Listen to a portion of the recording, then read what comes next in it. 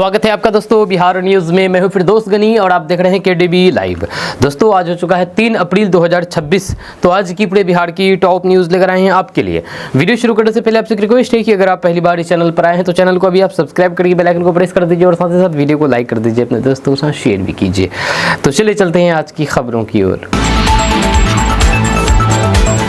दोस्तों आज बिहार न्यूज की शुरुआत सबसे पहले करेंगे कि नीतीश कुमार 12 अप्रैल को देंगे इस्तीफा, 14 अप्रैल नया सीएम। बिहार में सियासत बदलाव तेज। दरअसल बात है कि बिहार की राजनीति में बड़ा बदलाव होने की खबर तेज हो गई है। रिपोर्ट्स के मुताबिक मुख्यमंत्री नीतीश कुमार 10 अप्रैल को राज्यसभा की शपथ लेने के बाद 12 अप्रैल के आसपास इस्तीफा दे सकते हैं मुख्यमंत्री पद से। इसके बाद राज्य में नई सरकार बनाने की प्रक्रिया शुरू हो जाएगी।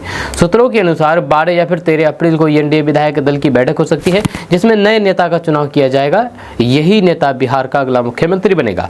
माना जा रहा है कि 14 अप्रैल को नए सीएम का शपथ ग्रहण हो सकता है, जिससे सत्ता परिवर्तन लगभग तय माना जा रहा है। ये पूरा घटनाक्रम बिहार की राजनीति में बड़े बदलाव का संकेत है, जहां करीब 2 दशक से सत्ता में रहे नीतीश कुमार अब राष्ट्रीय राजनीति की ओर बढ़ रहे हैं। नशे में धूत डॉक्टर गिरफ्तार, रिश्वत मांगने का आरोप, हंगामे के बाद बड़ा एक्शन।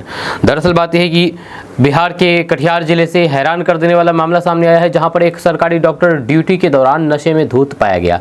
अस्पताल में मौजूद लोगों ने बताया है कि डॉक्टर मरीजों को देखने के बजाय अपने कमरे में नशे की हालात में पड़े थे, जिससे वहां पर हंगामा मच गया। जहां आरोप है कि डॉक्टर काम के बदले पैसे की मांग कर रहे थे। एक व्यक्ति ने बताया है कि जन्म प्रमाण पत्र पर साइन करने के लिए डॉक्टर ने रिश्वत मांगी थी। स्थिति इतनी खराब थी कि डॉक्टर खुद खड़े होने की हालात में नहीं थे और उनका वीडियो भी वायरल हो गया।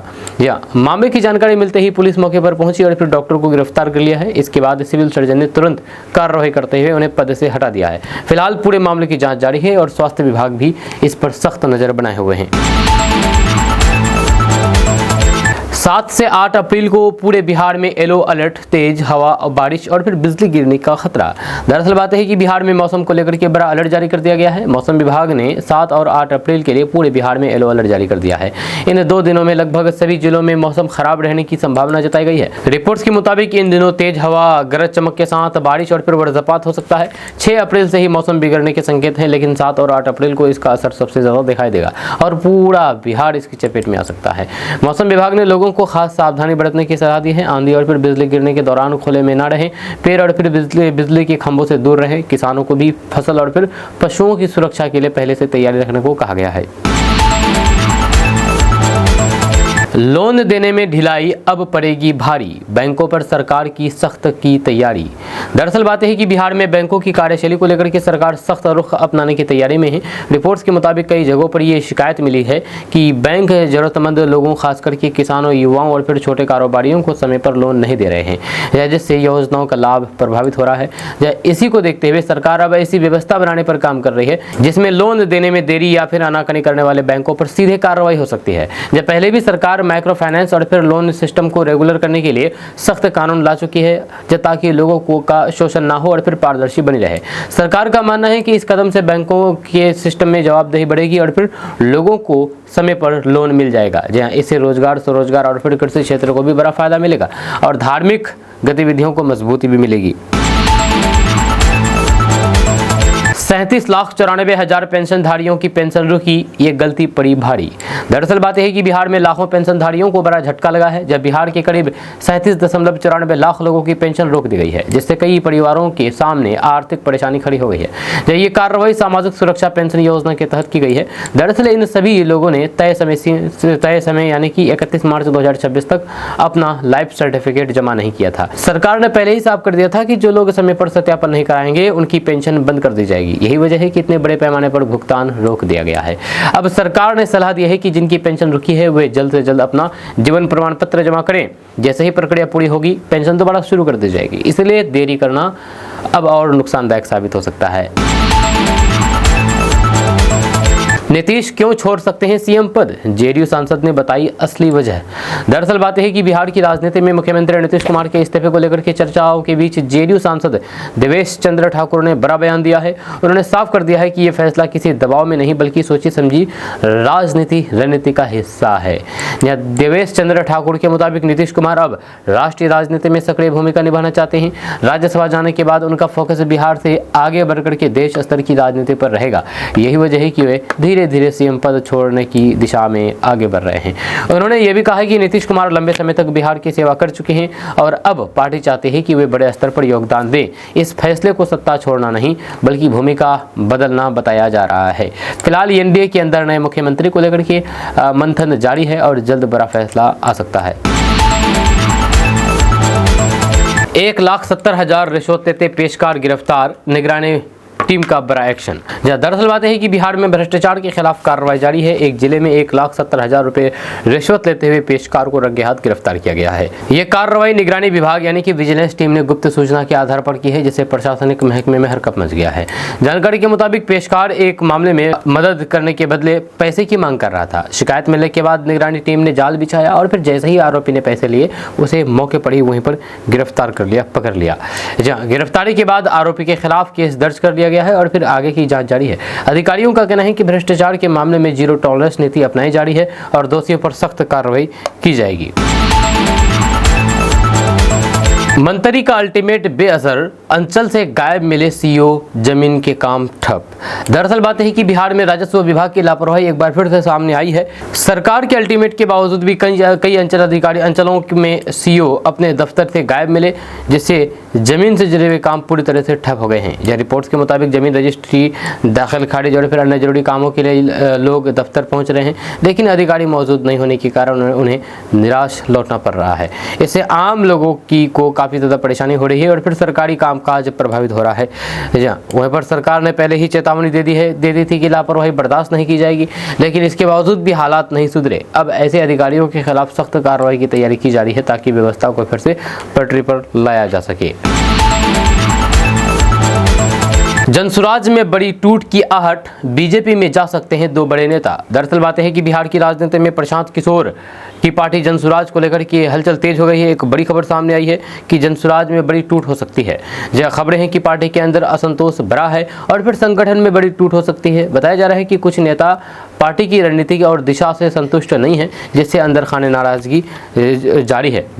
पर सूत्रों के मुताबिक जनसुराज के 2 अहम नेता पार्टी छोड़कर के बीजेपी में जा सकते हैं। अगर ऐसा होता है तो फिर ये प्रशांत किशोर के लिए बड़ा झटका माना जाएगा, क्योंकि उनकी पार्टी अभी बिहार में अपनी पकड़ मजबूत करने की कोशिश कर रही है और ऐसे समय में नेताओं का जाना बड़ा नुकसान साबित हो सकता है। हालांकि इस पूरे मामले में अभी तक कोई भी आधिकारिक पुष्टि सामने नहीं आई है, लेकिन सियासी गलियारों में चर्चा तेज है। राजनीतिक जानकारों का मानना है कि अगर ये बदलाव होता है तो फिर बिहार की राजनीति में नए समीकरण बन सकते हैं और फिर आने वाले चुनाव पर भी इसका असर पड़ सकता है। नीतीश कुमार पीएम बने या संन्यास ले, अवध ओझा का बड़ा बयान। दरअसल बात है कि बिहार की राजनीति में एक बार फिर से बयानबाजी तेज हो गई है। जाने माने शिक्षक और फिर मोटिवेशनल स्पीकर अवध ओझा ने मुख्यमंत्री नीतीश कुमार को लेकर के बड़ा बयान दिया है। उन्होंने कहा है कि नीतीश कुमार प्रधानमंत्री बने या फिर संन्यास ले लें, लेकिन जो भी करें साफ और स्पष्ट फैसला लें, चाहे 4 दिन के लिए ही क्यों ना हो।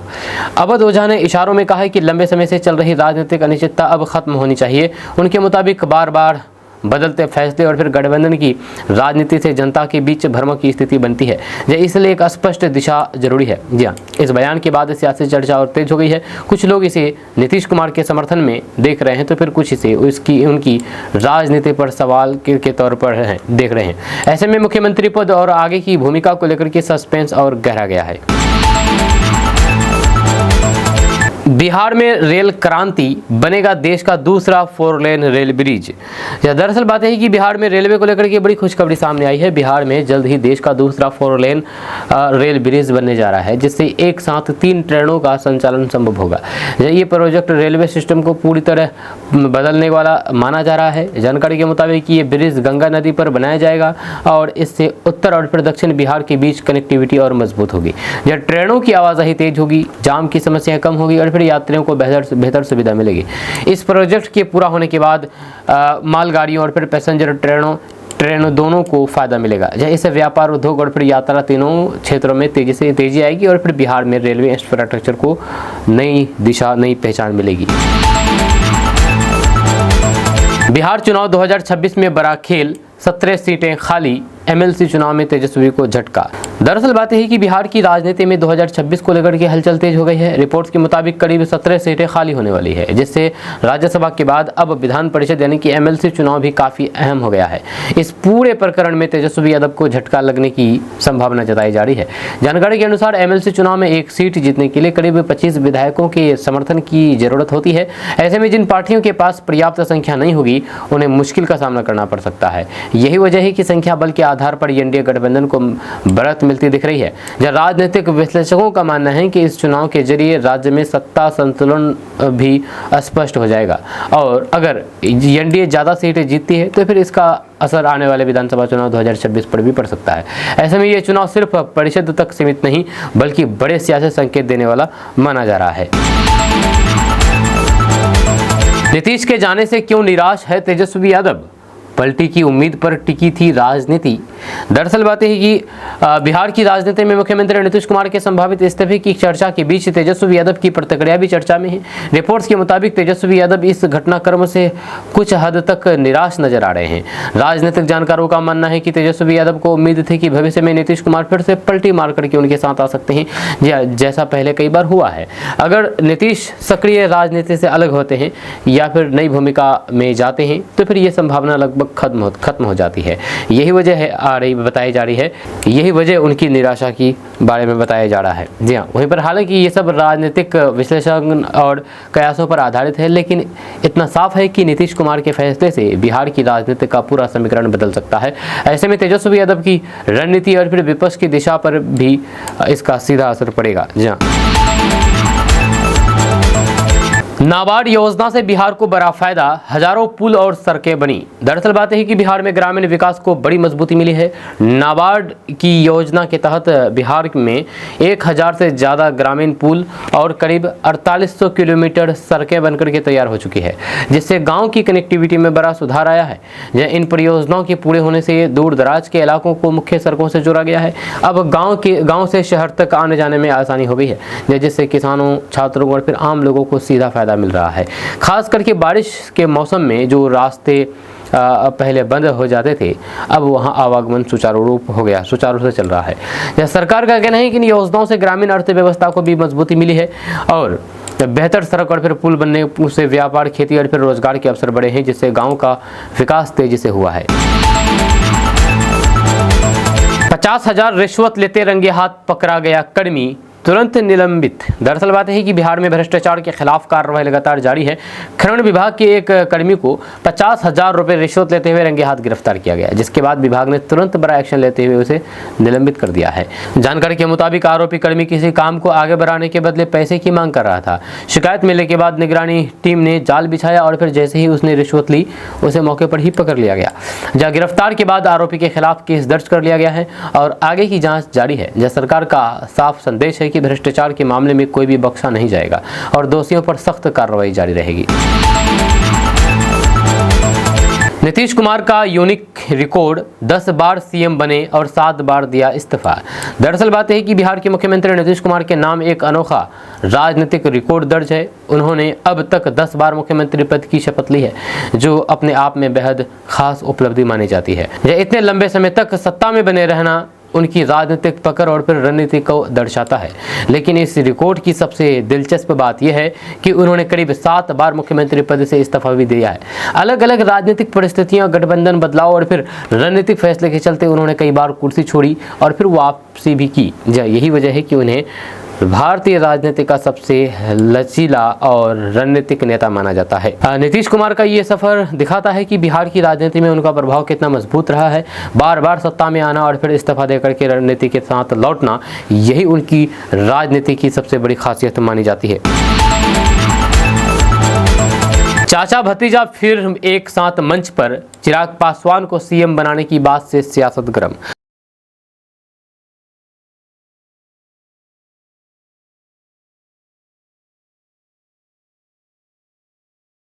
पशुपति कुमार पारस और चिराग पासवान चर्चा के केंद्र में आ गए हैं। जब पशुपति कुमार पारस के बयान के बाद ये कयास तेज हो गए हैं कि क्या दोनों के बीच दूरियां कम हो गई है, दोनों चाचा भतीजा के बीच, और क्या भविष्य में दोनों साथ आ सकते हैं, ये भी कयास लगाए जा रहे हैं। इस बयान के बाद सियासी हलचल बढ़ गई है, जहां राजनीतिक जानकार मानते हैं कि अगर दोनों के रिश्ते सुधरते हैं तो फिर बिहार की राजनीति में बड़ा बदलाव देखने को मिल सकता है। फिलहाल ये साफ नहीं है कि ये सिर्फ बयान है या फिर आने वाले समय में कोई बड़ी रणनीति, लेकिन इतना तय है कि इस मुद्दे ने बिहार की राजनीति को गरमा दिया है। अप्रैल में झुलसेगा बिहार, पारा 40 डिग्री के पार, जाने कब बदलेगा मौसम। दरअसल बात है कि बिहार में अप्रैल का महीना इस बार काफ़ी गर्म रहने वाला है। मौसम विभाग के अनुसार तापमान 38 से 41 डिग्री सेल्सियस तक पहुंच सकता है, जो पिछले साल के मुकाबले ज़्यादा तेज गर्मी का संकेत दे रहा है। जब महीने की शुरुआत में ही गर्म हवाएं चलेगी और फिर धीरे धीरे गर्मी और बढ़ती जाएगी।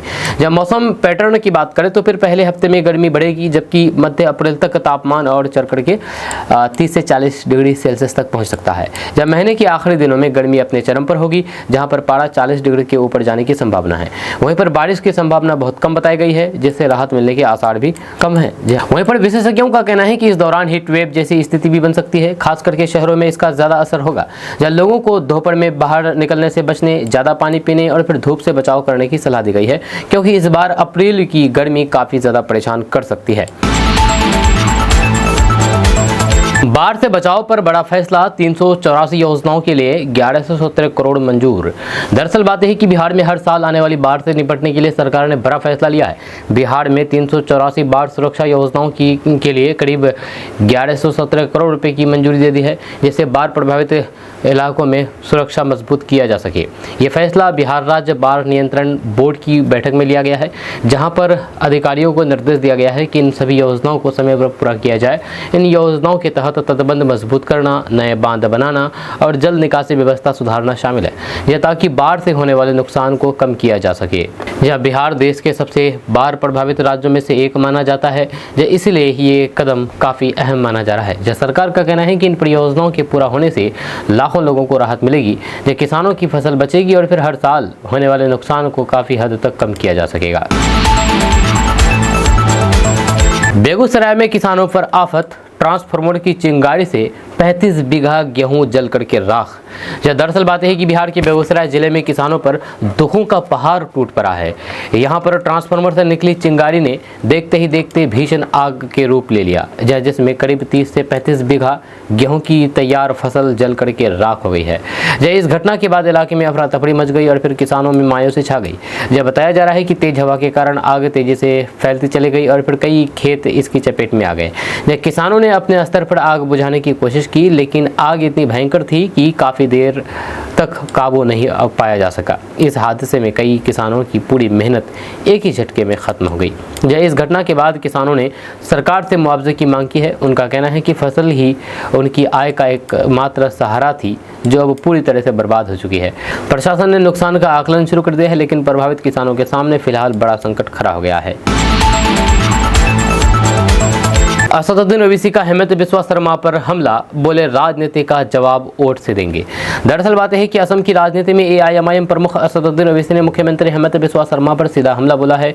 चुनावी रैली के दौरान असदुद्दीन ओवैसी ने आरोप लगाया है कि राज्य में नफरत की राजनीति की जा रही है और खास समुदाय को निशाना बनाया जा रहा है। असदुद्दीन ओवैसी ने साफ कर दिया है कि उनकी पार्टी इस राजनीति का जवाब वोट के जरिए देगी। उन्होंने लोगों से अपील की है कि वे लोकतांत्रिक तरीके से जवाब दें और अपने अधिकारों की रक्षा करें। साथ ही साथ उन्होंने ये भी कहा कि चुनाव में जनता का फैसला ही सबसे बड़ा जवाब होगा। ये बयान ऐसे समय में आया है जब असम में चुनावी माहौल गर्म है और फिर राजनीतिक दलों के बीच आरोप प्रत्यारोप तेज हो गए हैं। असदुद्दीन ओवैसी लगातार रैलियों के जरिए समर्थन जुटा रहे हैं और फिर विपक्ष गठजोड़ को मजबूत करने की कोशिश कर रहे हैं। ऐसे में आने वाले चुनाव में ये टकराव और भी तेज होने के संकेत मिल रहे हैं। बंगाल चुनाव में बवाल, अमित शाह के रोड शो में चप्पल थूक तक बीजेपी टीएमसी आमने सामने। दरअसल बात है कि पश्चिम बंगाल में चुनावी माहौल अब पूरी तरह से गर्मा गया है, जहां कोलकाता में केंद्रीय गृह मंत्री अमित शाह के रोड शो के दौरान बीजेपी और फिर टीएमसी कार्यकर्ताओं के बीच जमकर के टकराव देखने को मिला। रिपोर्ट्स के मुताबिक कुछ लोगों ने विरोध में चप्पल दिखाए और फिर झंडों का अपमान भी किया है, जिससे माहौल और ज़्यादा तनावपूर्ण हो गया है। जानकारी के अनुसार जैसे ही रोड शो आगे बढ़ा, दोनों दलों के समर्थक आमने सामने आ गए। नारेबाजी, धक्का मुक्की और फिर पत्थरबाजी जैसी घटनाएं भी सामने आई है, जिसके बाद स्थिति बिगड़ गई। पुलिस ने हालात काबू में करने के लिए भारी संख्या में तैनात किया गया और कई जगहों पर लाठीचार्ज भी करना पड़ा। जो चुनाव के करीब आते ही इस तरह की घटनाएं लगातार बढ़ रही है। राजनीतिक विश्लेषकों का मानना है कि बीजेपी और टीएमसी के बीच सीधी टक्कर की वजह से मैदान में तनाव चरम पर है। ऐसे में आने वाले दिनों में चुनावी माहौल और ज्यादा गर्माने के संकेत मिल रहे हैं। बदलते मौसम में ठंडा पानी पीने से नुकसान, जानिए क्या रखें सावधान। दरअसल बात यह है कि बदलते मौसम में ठंडा पानी पीना कई लोगों के लिए परेशानी पैदा कर सकता है। खास करके इस समय शरीर का इम्यून सिस्टम थोड़ा कमज़ोर होता है, जिससे छोटी छोटी गलतियां भी स्वास्थ्य पर असर डाल सकती है। सबसे बड़ा असर पाचन तंत्र पर पड़ता है।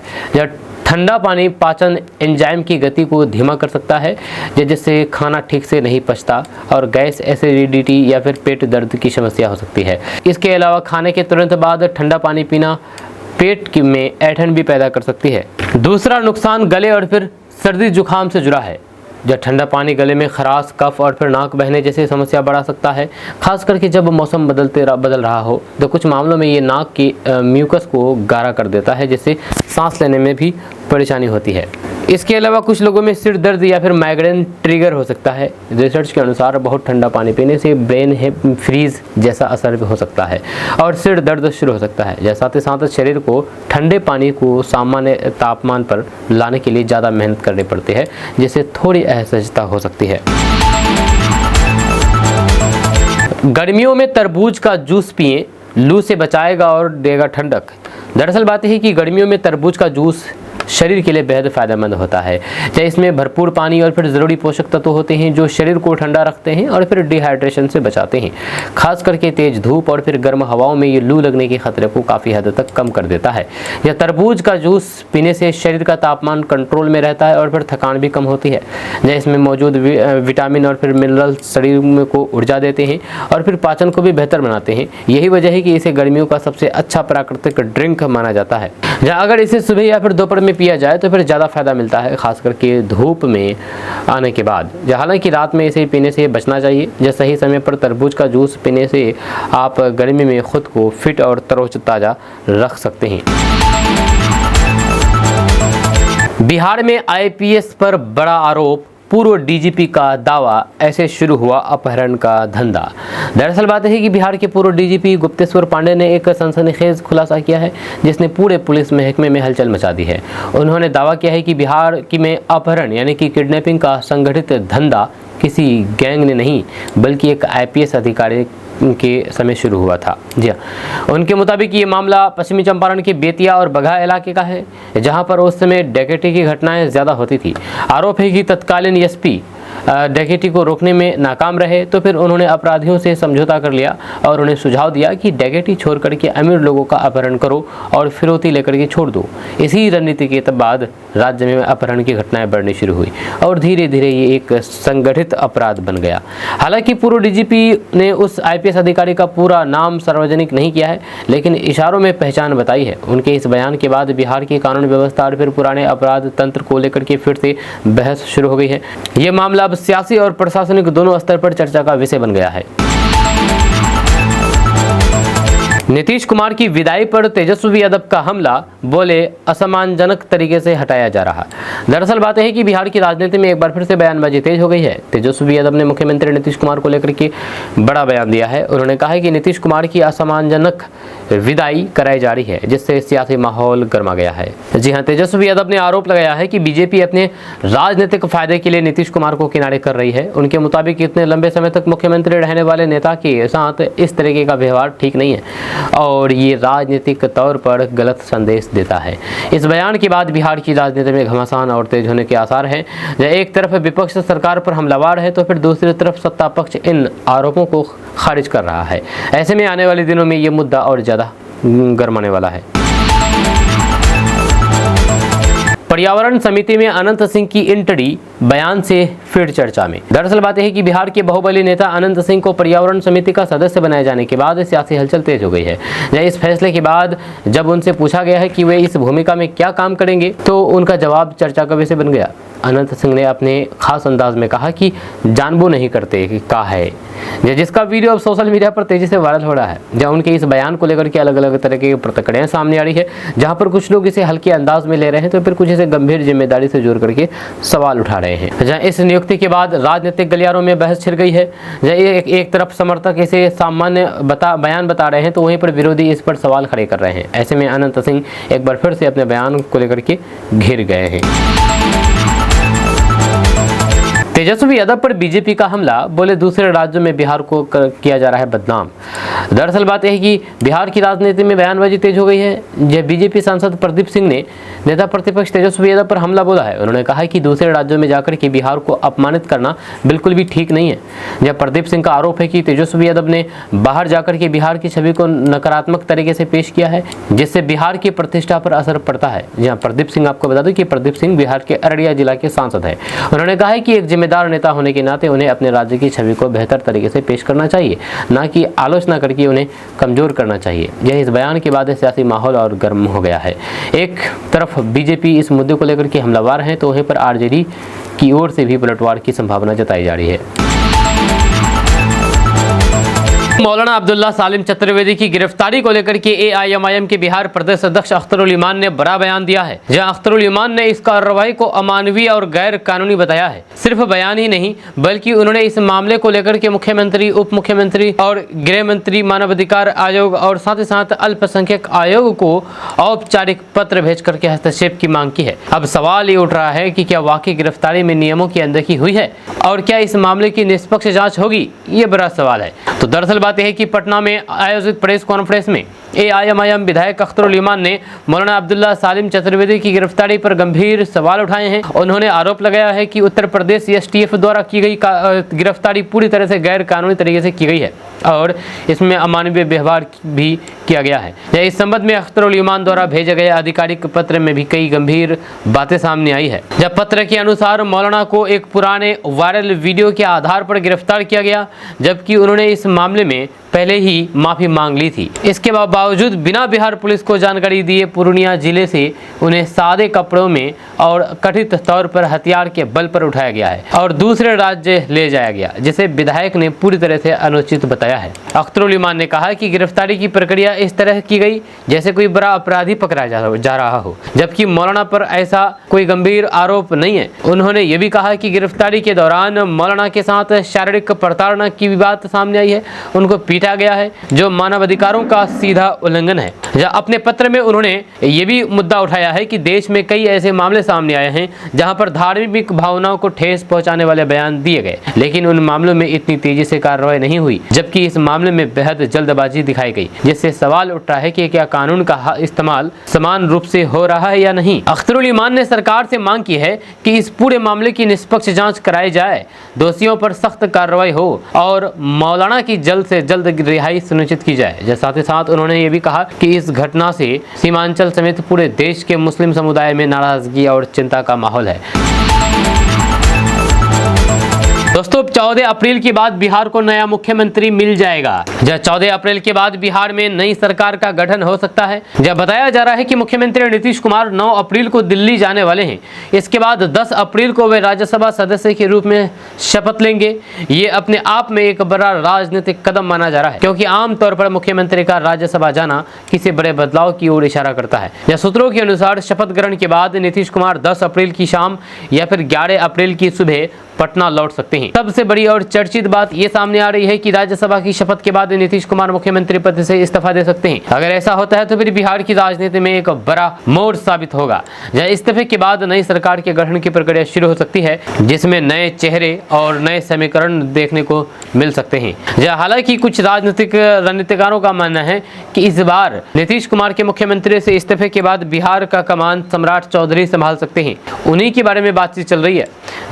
राजनीतिक जानकारों का मानना है कि यह बदलाव केवल व्यक्ति परिवर्तन तक सीमित नहीं रहेगा, बल्कि इससे पूरा सत्ता समीकरण पर असर पड़ेगा। यह भी संभावना जताई जा रही है कि नई सरकार में गठबंधन की स्थिति बदल सकती है या फिर नेतृत्व में नया चेहरा सामने आ सकता है। हालांकि अभी तक ये साफ नहीं हो पाया है कि अगर इस्तीफा होता है तो अगला मुख्यमंत्री कौन होगा, लेकिन इसको लेकर के चर्चाएं तेज हो गई है और इशारा मिल चुका है कि सम्राट चौधरी को सत्ता की कमान सौंपी जा सकती है। इस पूरे घटनाक्रम के पीछे कई राजनीतिक कारण भी बताए जा रहे हैं। कुछ विशेषज्ञों का मानना है कि ये कदम आने वाले चुनाव को ध्यान में रख करके उठाया जा सकता है ताकि पार्टी और फिर गठबंधन अपनी रणनीति को मजबूत कर सके। वहीं पर कुछ लोग इसे केंद्र और राज्य की राजनीति के तालमेल बनाने की कोशिश के रूप में भी देख रहे हैं। जी हाँ, बिहार की राजनीति पहले भी कई बार अचानक बदलाव की गवाह रही है। नीतीश कुमार के फैसले अक्सर आखिरी समय पर सामने आते हैं और कई बार उन्होंने ऐसे कदम उठाए हैं जिन्होंने पूरे राजनीतिक परिदृश्य को बदल दिया है। ऐसे में इस बार भी सभी की नज़र उन्हीं पर टिकी हुई है। दोस्तों, किशनगंज के सभी सरकारी स्कूलों का अब टाइम टेबल बदल गया है। अब किशनगंज के सभी स्कूल 6:30 बजे से दोपहर 12:30 बजे तक ही क्लास चलेंगे। किशनगंज में बढ़ती गर्मी को देखते हुए शिक्षा विभाग ने यह बड़ा और जरूरी फैसला लिया है। जिले के सभी प्राथमिक, उच्च माध्यमिक और फिर उच्च माध्यमिक विद्यालयों के समय में बदलाव कर दिया है। यह फैसला बच्चों के स्वास्थ्य और फिर पढ़ाई दोनों को ध्यान में रखते हुए लिया गया है, क्योंकि पिछले कुछ दिनों से तापमान लगातार बढ़ रहा है और दोपहर के समय स्कूल जाना बच्चों के लिए मुश्किल हो रहा था। जिला शिक्षा पदाधिकारी नासिर हुसैन के आदेश के अनुसार 6 अप्रैल 2026 से किशनगंज जिले के सभी सरकारी और फिर संबंधित स्कूल सुबह 6:30 बजे से दोपहर 12:30 बजे तक चलेंगे। ये नया टाइम टेबल पूरे जिले में लागू किया जाएगा और सभी स्कूलों को इसका पालन करना अनिवार्य होगा। नई व्यवस्था के तहत विद्यालय सुबह 6:30 बजे से खुलेंगे। सबसे पहले 6:30 बजे से 7 बजे तक प्रार्थना, उपस्थिति और अन्य विद्यालयी गतिविधियां आयोजित की जाएगी। इसके बाद 7 बजे से नियमित कक्षाओं की शुरुआत होगी। यह समय सारणी को भी व्यवस्थित तरीके से किया गया है ताकि पढ़ाई का समय संतुलित रहे और फिर बच्चों को अधिक परेशानी न हो। पहली घंटी सुबह 7 बजे से 7:40 तक चलेगी। इसके बाद दूसरी घंटी 7:40 से 8:20 और तीसरी घंटी 8:20 से 9 बजे तक चलेगी। इसके बाद 9 बजे से 9:40 तक मध्याह्न भोजन का समय निर्धारित किया गया है, जिससे बच्चों को समय पर भोजन मिल सके और उन्हें ऊर्जा भी मिलती रहे। मध्याह्न भोजन के बाद फिर से कक्षाएं शुरू होगी और चौथी घंटी 9:40 से 10:20 तक, पांचवी घंटी 10:20 से 11 बजे और छठवीं घंटी 11 बजे से 11:40 तक चलेगी। इसके बाद सातवीं और अंतिम घंटी 11:40 से 12:20 तक रहेगी। वहीं पर 12:20 के बाद बच्चों को छुट्टी दे दी जाएगी, जिससे वे दोपहर की तेज धूप से बच सकें और फिर सुरक्षित घर पहुंच सकें। असदुद्दीन ओवैसी साहब मुझे बहुत पसंद है, यह कहना है मिथुन चक्रवर्ती का। जी हाँ, मिथुन चक्रवर्ती ने AIMIM प्रमुख असदुद्दीन ओवैसी को लेकर के खुल करके अपनी राय रखी है। मिथुन चक्रवर्ती ने कहा कि उन्हें ओवैसी साहब बहुत पसंद है और वे उन्हें एक रियल लीडर मानते हैं। मिथुन चक्रवर्ती का ये बयान ऐसे समय में आया है जब देश में अलग अलग राजनीतिक दलों के बीच बयानबाजी तेज है। उन्होंने कहा है कि ओवैसी साहब काफी पढ़े लिखे व्यक्ति हैं और जब भी बोलते हैं तो बहुत अच्छे और तथ्यों के साथ बोलते हैं। मिथुन चक्रवर्ती ने यह भी कहा कि वे खुद कई बार बैठ करके ओवैसी के भाषण को सुनते हैं, क्योंकि उनके बोलने का तरीका और मुद्दों को रखने का अंदाज उन्हें बहुत प्रभावित करता है। उन्होंने साफ शब्दों में कहा कि ओवैसी साहब मुझे बहुत पसंद है, वो एक रियल लीडर है। जब उनका ये बयान इसलिए भी खास माना जा रहा है क्योंकि मिथुन चक्रवर्ती बीजेपी से जुड़े हुए हैं, जबकि ओवैसी की पार्टी AIMIM अक्सर बीजेपी के खिलाफ खड़ी नजर आती है। मिथुन चक्रवर्ती ने अपने बयान में बाबरी मस्जिद के मुद्दे पर भी टिप्पणी की है। उन्होंने कहा है कि इस विषय पर वे अभी ज़्यादा कुछ नहीं कहना चाहेंगे और इस पर तब बोलेंगे जब पूरा मामला पूरी तरह से सामने आ जाएगा या फिर अंतिम स्थिति बन जाएगी। जहां उनके इस बयान को एक तरफ से सावधानी भरा और फिर संतुलित रुख माना जा रहा है। वहीं पर इसके अलावा उन्होंने हुमायूं कबीर और फिर ओवैसी के बीच हुए गठबंधन को भी सकारात्मक बताया है। मिथुन चक्रवर्ती ने कहा है कि अगर दो नेता मिलकर के काम करते हैं तो जनता के मुद्दों को उठाते हैं तो ये लोकतंत्र के लिए अच्छी बात है। उन्होंने इसे एक स्वस्थ राजनीतिक प्रक्रिया का हिस्सा बताया है। वहीं पर राजनीतिक विश्लेषकों का मानना है कि मिथुन चक्रवर्ती का ये बयान एक अलग तरीके का संदेश देता है, जहां पर राजनीतिक मतभेदों के बावजूद भी किसी नेता की योग्यता और फिर शैली की सराहना की जा रही है। आज के दौर में जहां पर नेताओं के बीच तीखी बयानबाजी आम हो गई है, ऐसे में इस तरह की टिप्पणी को एक संतुलित और परिपक्व राजनीतिक सोच से भी देखा जा रहा है। हालांकि इस बयान के बाद राजनीतिक पड़तगड़ियां भी सामने आई है, क्योंकि बीजेपी और एआईएमआईएम के बीच वैचारिक टकराव किसी से छुपी हुई नहीं है। जी हाँ, ऐसे में मिथुन चक्रवर्ती का ओवैसी की खुलकर की तारीफ करना कई लोगों को चौंका सकता है। दोस्तों, क्या किशनगंज में पेट्रोल, डीजल और गैस की फिर से किल्लत होने लगी है? जी हाँ, क्योंकि कई ऐसे पेट्रोल पंप हैं जहां पर पेट्रोल, डीजल मिलना बंद हो गया है और कई ऐसी गैस एजेंसियां हैं जहां पर लंबी लंबी कतारें लगी हुई है। दरअसल बात यह है कि किशनगंज में एक बार फिर से आम लोगों की परेशानी बढ़ती नजर आ रही है। वजह है पेट्रोल, डीजल और रसोई गैस को लेकर के अचानक बनी कमी जैसी स्थिति। शहर और फिर आसपास के इलाकों में कई पेट्रोल पंप ऐसे हैं जहां पर पेट्रोल खत्म हो गया है और लोगों को खाली हाथ लौटना पड़ रहा है। हालांकि आधिकारिक तौर पर अभी तक किसी तरह की कमी की पुष्टि नहीं की गई है, लेकिन जमीनी हकीकत कुछ और ही कहानी बयां कर रही है। कई वाहन चालक सुबह से लाइन में लगे हैं, लेकिन जब उनकी बारी आती है तो फिर उन्हें बताया जाता है कि पेट्रोल उपलब्ध नहीं है, जिससे लोगों में नाराजगी भी देखने को मिल रही है। किशनगंज के अलग अलग इलाकों से ऐसी तस्वीर सामने आ रही है जहां पर पेट्रोल पंप पर नो पेट्रोल का बोर्ड लगा हुआ है, या कुछ जगहों पर सिर्फ डीजल मिल रहा है तो कहीं पर दोनों ही ईंधन की कमी की बात बताई जा रही है। ऐसे में रोजमर्रा का काम करने वाले लोग जैसे कि ऑटो चालक, बाइक सवार, छोटे व्यवसायी सबसे ज्यादा प्रभावित हो रहे हैं।